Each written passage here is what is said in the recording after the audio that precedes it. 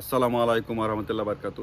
তো রিসেন্ট আপনার একটা সুখবর যে আপনার মিলানো থেকে এবং নাপোলি থেকে স্পন্সরের বেশ কিছু নুল্লাস্তা বের হয়েছে। তো এটা আমার জন্য একটা পজিটিভ সাইন। অনেকদিন যাবৎ আপনার মিলানো থেকে শুনতেছিলাম না যে কোনো নুল্লাস্তা বের হয়েছে কিনা। তো ওইখান থেকে স্পন্সর নুল্লাস্তা বের হয়েছে এবং নাপোলি থেকেও এই হারে আপনার এইভাবেই কিন্তু নুলস্তাগুলো বেরোতে বেরোতে দেখবেন একটা সময় আপনার এই মন্থরগতিতে বেরোতে দেখবেন যে এক সময় আমাদের বাংলাদেশিদের কোঠা বের হয়েও মানে হয়ে ওভার হয়ে যাবে, যেগুলো আমাদের এর আগে বলছিলাম যে কোঠার ব্যাপারটা বলছিলাম, আপনারা অনেকে জানেন হয়তো বা যারা আমার নিয়মিত ব্লগ দেখেন। তো যাই হোক, এটা ছিল আপনার আজকে আপনার নুল্লাস্তার আপডেট।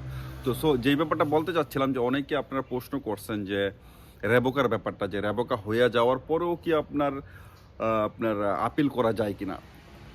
সত্যি কথা বলতে কি, রেবোকা মানে হলো বাজেয়াপ্ত, যেটাকে বাজেয়াপ্ত ঘোষণা করছে। তো সেই ক্ষেত্রে আপনি দেখতে হবে দুইটা ব্যাপার। রেবোকা হইলে আপনার আপিল না করাটাই বেটার। অনেক সময় দেখা যায় যে আপিল করে আপনার আপনার মাধ্যম হয়তো বা এটা আপনাকে বুঝ দিচ্ছে যে আমরা আপিল করছি, বাট আপিল করলে খুব বেশি যে রেজাল্ট কেউ পাইছে আমরা শুনি নাই, খুব কম, খুব রেয়ার।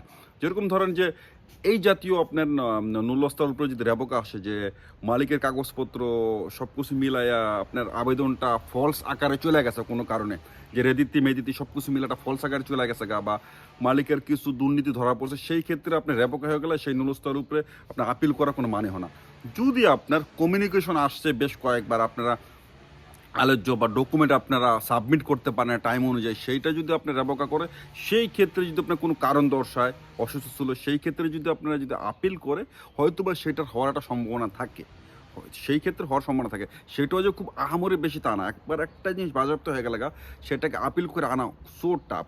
সো যাদের আপনার এই জাতীয় যে আপনারা লেট করছেন সাবমিট করতে কাগজপত্র বা আলোচনা আসে না, এই জাতীয় কজ দেখে আপিল করলে হয়তো সম্ভাবনা আছে। বাট যেগুলো আপনার অন্য ধারায় চলে গেছে কাজে, যেটাকে গভর্নমেন্ট আপনার অনেকটা আনফেয়ার সাব্যস্ত করে আপনার রেবোকা করছে, সেইগুলোতে আসলে আপিল না করাটাই বেটার।